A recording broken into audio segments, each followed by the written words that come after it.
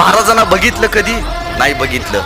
महाराजांना बघितलं आपण मूर्तीमध्ये, महाराजांना वाचलं चौथीच्या पुस्तकामध्ये, महाराजांना बघितलं चित्रपटामध्ये, महाराजांना ऐकलं आपण गाण्याच्या माध्यमातून.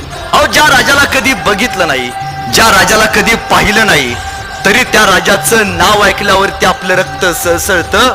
मग विचार करा, साक्षात ज्यांनी शिवरायांना बघितलं असेल, ज्यांनी संभाजी महाराजांना बघितलं असेल, त्यांचं काय होत असेल?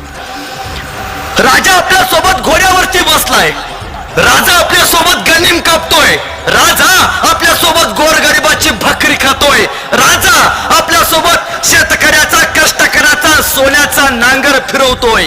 ही कल्पनाच एवढी मोठी होती की हजारो मर्द मावळ्यांनी या माणसासाठी उगाच स्वतःचे प्राण दिले नसतील.